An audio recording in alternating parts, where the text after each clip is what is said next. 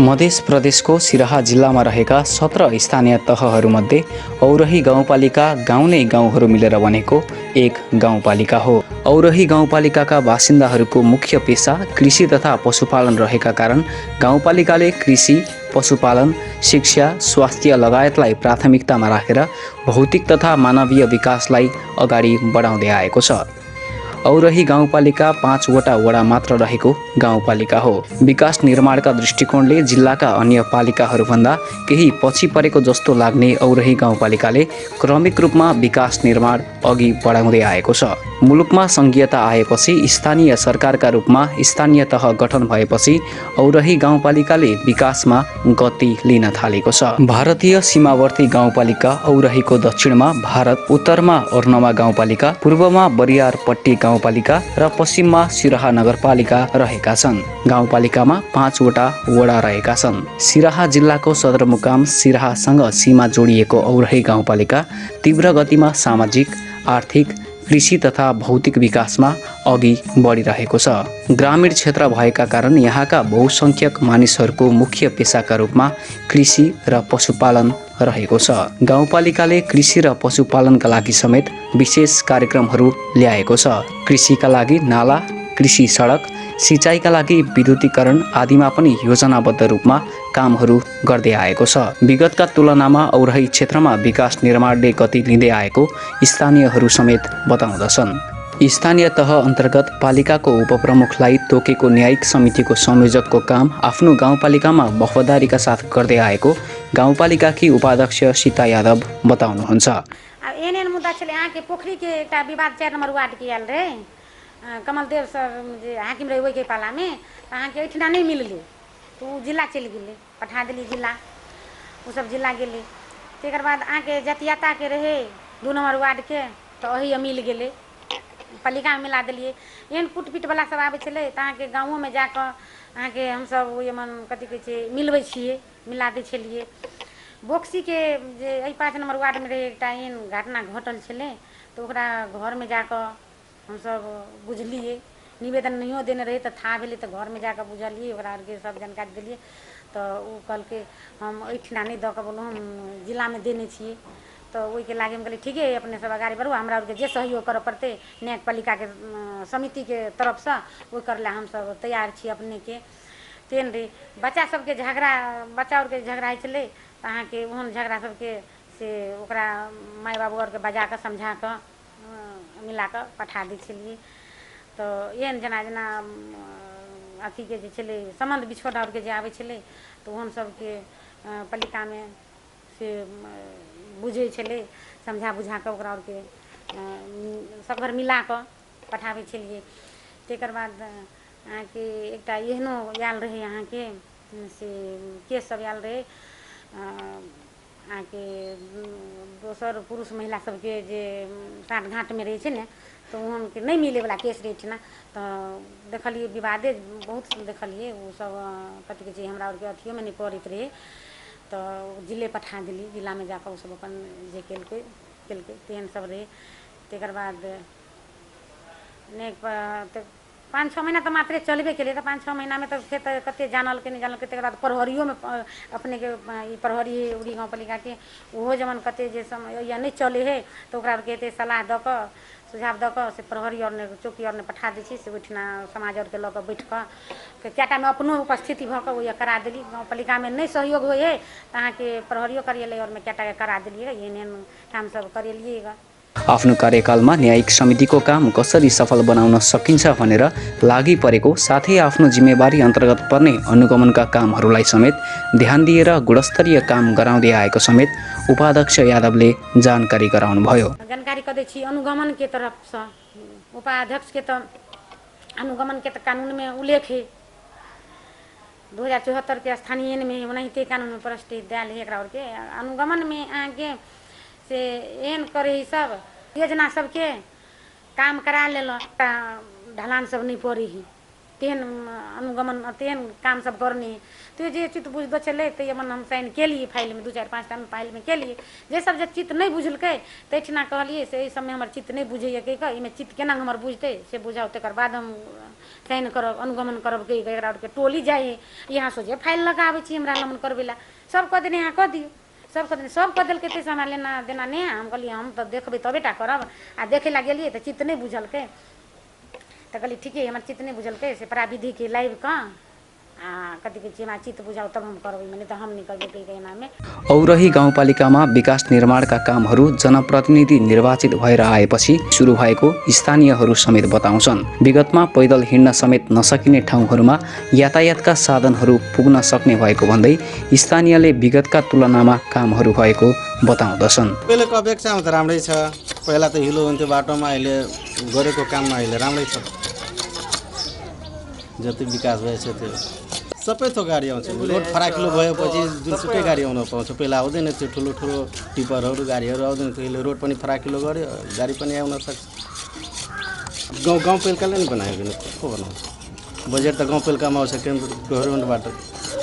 गाउँपालिकाका प्रमुख प्रशासकीय अधिकृत अमरेन्द्र कुशेत विगतको तुलनामा अहिले धेरै काम भएको बताउनुहुन्छ। भौतिक विषय अन्तर्गत आरसीसी ढलान, पीसीसी ढलान, ग्राभेल सडक, विद्युतीकरण, खानेपानी, शिक्षा, स्वास्थ्यका लागि कामहरू गरिँदै आएको प्रमुख प्रशासकीय अधिकृत कुशेतले जानकारी दिनुभयो। खास गरी औरही गाउँपालिका सिराहाको विकासको सम्बन्धमा हेर्दाखेरि तपाईँको यो आर्थिक वर्षको लागि पीसीसी ढलानमा चाहिँ 1507 मिटर निर्माण कार्य सम्पन्न भइसकेको छ। त्यस्तै गरेर आरसीसी ढलानमा 98 मिटर यो ढलान भएर काम सम्पन्न भइसकेको छ। त्यस्तै गरेर माटो ग्रेभलमा तपाईँको 4408 मिटर काम सम्पन्न भइसकेको छ। त्यस्तै गरी ढलान हुन बाँकी अहिले चाहिँ 1800 मिटर मोटामोटी अझै 1 महिनाभित्र सम्पन्न हुने लक्ष्य लिएको छ। त्यस्तै गरेर ग्रेभल कार्यमा 5 किलोमिटर काम हुन बाँकी छ। त्यस्तै विद्युतीकरण जुन खास गरी कृषि परियोजनाको लागि मोटर सिँचाइ जुन योजना छ त्यसको लागि 2वटा ट्रान्सफर्मर जडान भइसकेको छ र अर्को चाहिँ 1500 मिटर कृषि विद्युतीकरण गर्न बाँकी छ। ट्रान्सफर्मर चाहिँ चार्ज भइसकेको छैन, अहिले चार्ज हुन बाँकी छ। अर्को योजना चाहिँ रनिङ रूपमा रहेको छ। खानेपानीको लागि 230वटा खानेपानीको जुन हाते कल हुन्छ त्यो चाहिँ जडान कार्य अगाडि बढिरहेको छ। अबको 1 महिनाभित्र यो सम्पन्न हुनेछ। त्यस्तै गरेर बोर्डिङ जुन सिँचाइको रूपमा हामी प्रयोग गर्नेछौँ त्यो चाहिँ 30वटा यो प्रत्येक वडामा चाहिँ ठाउँ ठाउँमा हामी किसानहरूको समूह बनाएर प्लान्टेसन गरेर त्यो चाहिँ अगाडि बढाउँछौँ हामी। शिक्षामा अहिले भौतिक रूपमा चाहिँ विद्यालयहरूको अवस्था एकदमै दयनीय छ। यद्यपि योपालि चाहिँ भौतिक रूपमा स्तर उन्नति गर्ने भनेर एउटा विद्यालय मात्रै थियो, जो चाहिँ खासै त्यसको नाउँ चाहिँ के थियो भने स्कुल बिल्डिङ 12 कोठा निर्माण भएको छ। त्यो चाहिँ प्रस्तावित माविको रूपमा त्यसलाई देखाइएको छ। यो अहिलेको माविभन्दा अलिकति टाढा राखेको छ। त्यहाँ अहिले धेरै फराकिलो ठाउँ भएकोले भविष्यमा चाहिँ राम्रो पूर्वाधार बनाएर त्यहाँ विद्यालय सञ्चालन गर्ने भन्ने उद्देश्यले त्यहाँ एउटा 12 कोठे भवन चाहिँ बनाइएको छ। त्यस्तै गरेर प्रत्येक विद्यालयलाई एउटा कम्प्युटर दिने अनि एउटा प्रिन्टर दिने योजना पनि छ। त्यो चाहिँ रनिङ रूपमा छ। अहिले कृषिको कामहरू यसपालिको योजना अनुसार म आउँदा सुरुमा गहुँ बिउ बाँड्ने योजना थियो। गहुँ बिउ बाँड्ने क्रममा चाहिँ अब त्यहाँ सामाजिक रूपमा के कहाँबाट कसरी के बाधा व्यवधान हुन गई चाहिँ त्यहाँ लुटपाटको घटना पनि भएको थियो। त्यो म आउँदाखेरिकै अवस्थामा थियो। त्यो अवस्था एउटा नराम्रो पक्ष भनौँ यहाँको हुन गएको थियो। त्यसपछि अर्को तरकारीको बिउ बाँड्यो, त्यो चाहिँ सफलतापूर्वक सम्पन्न भयो। त्यसपछि च्याउको शिक्षामा त्यो कम्प्युटरहरू बाँड्ने योजना छ प्रत्येक विद्यालयलाई। कृषिमा गहुँ बिउ वितरणको योजना थियो हैन, अब अधिकांशले पाउन सकेन। त्यस्तै गरेर तरकारी बिउ सबैले पायो, त्यो बाँड्ने योजना थियो। च्याउको त्यो किट हुन्छ, त्यो किट बाँड्ने योजना थियो, त्यो पनि सम्पन्न भइसकेको छ। त्यस्तै गरी अहिले भर्खर चाहिँ त्यो 50% अनुदानमा त्यो औषधि छर्किने किसानहरूको लागि त्यो पम्प सेट मगाइएको छ, त्यो वितरण गर्ने योजना छ।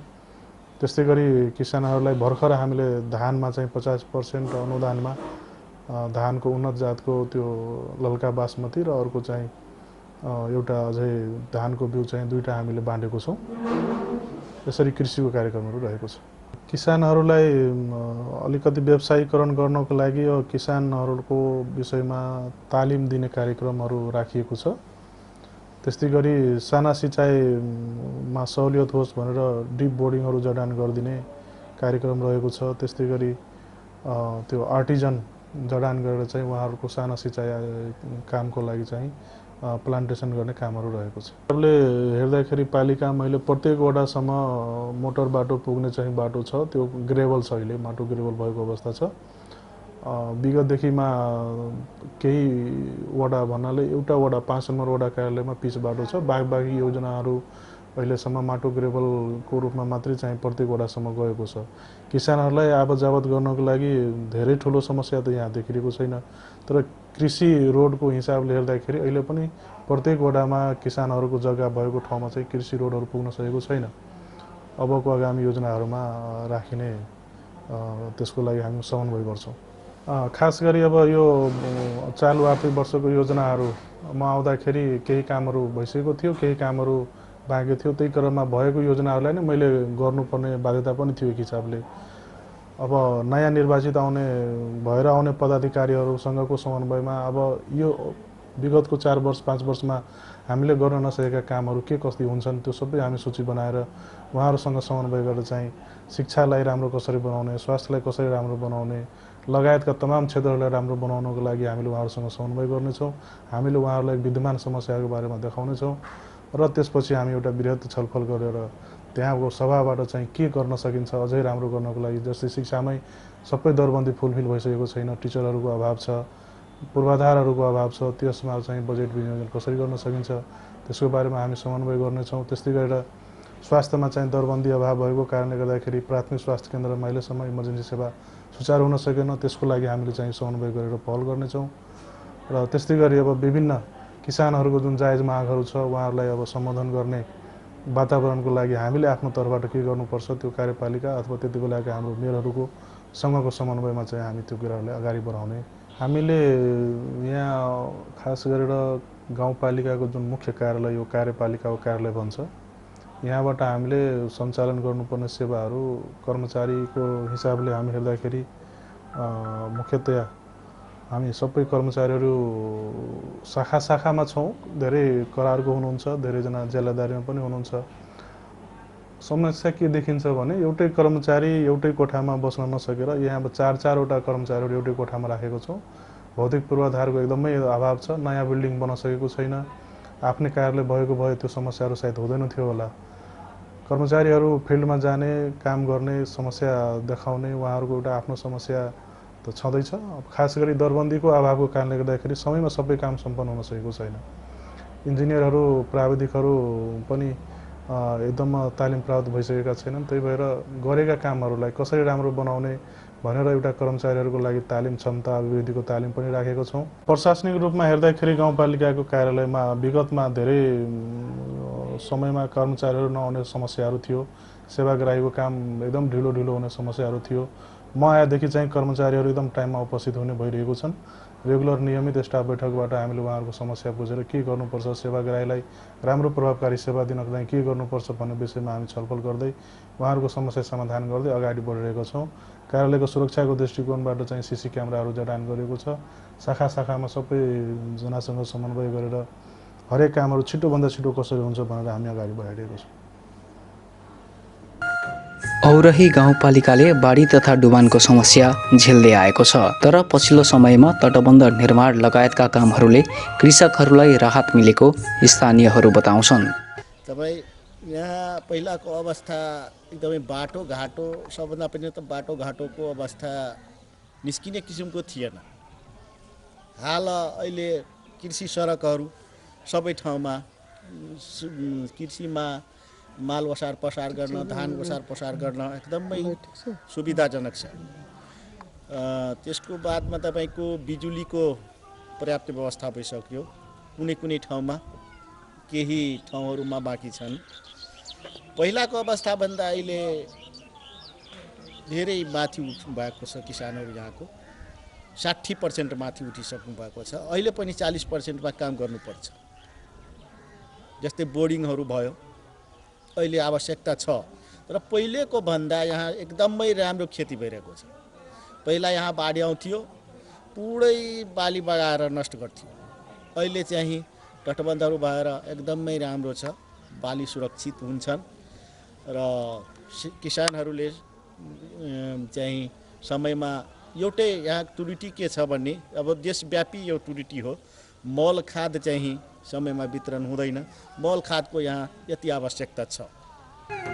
विगतमा बाढीले कृषि क्षेत्रलाई प्रभाव पार्दै आएकोमा जनप्रतिनिधिहरू आएपछि तटबन्ध निर्माणका काम अघि बढाइएको र अहिले किसानहरूले राम्रो उत्पादन लिन सकेका छन्। औरही गाउँपालिका वडा नम्बर 3 मा विद्युतीकरण, सडक निर्माण, विद्यालयको स्तर उन्नतिको काम भएको वडा अध्यक्ष विष्णुदेव यादव बताउनुहुन्छ। 2074 सालको निर्वाचनमा म पहिलो निर्वाचित भएर जनताद्वारा आएँ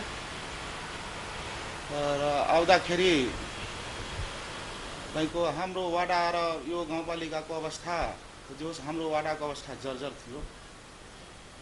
सबभन्दा पहिले त 60 सालदेखि पोलिङ भएको थियो त्यहाँ, तर विद्युतीकरण भएको थिएन। केही आंशिक रूपमा पोलिङ त भएको थियो, तर विद्युतीकरण भएको थिएन। आजको युगमा पनि हाम्रो वाडा अन्धकारमै थियो।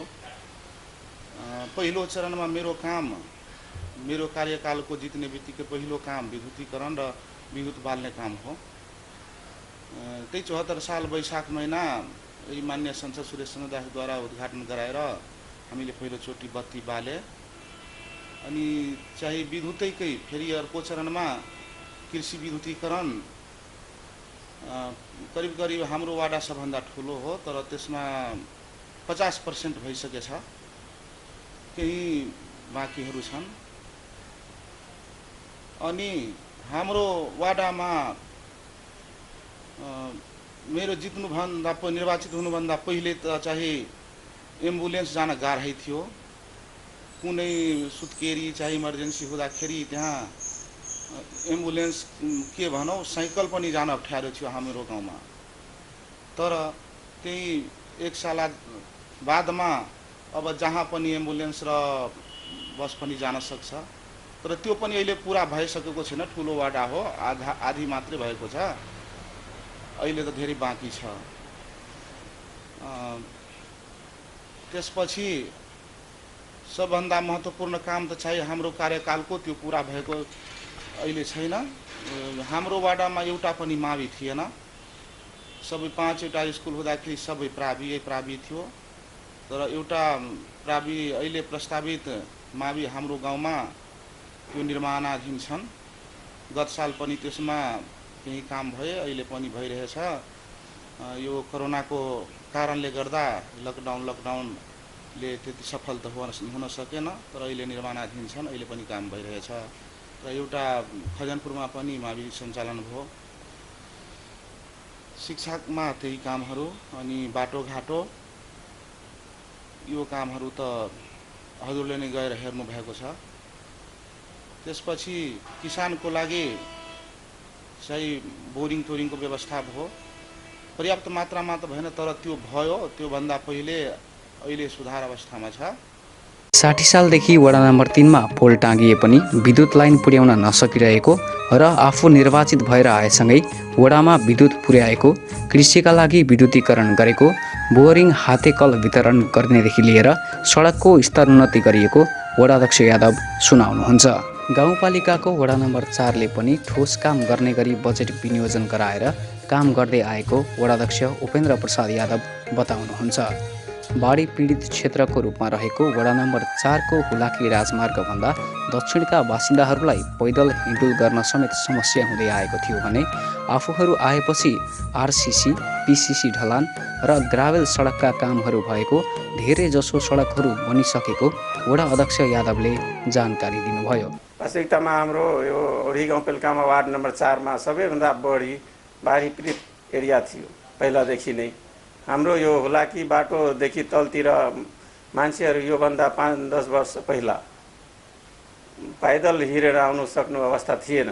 वास्तविकतामा यो 8 वर्ष 5 वर्षको भित्रमा त्योभन्दा अहिलेको समय धेरै राम्रो नै भएको छ। त्यो यहाँको जनतासँग नै गुनासो सुन्यो भने हुन्छ हजुरहरूलाई।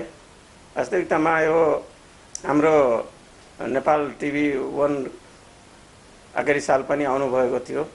त्यो बेलाको अवस्था र अहिलेको अवस्थामा कति फरक होला हजुरहरूको पनि थाहा होला त्यो पनि।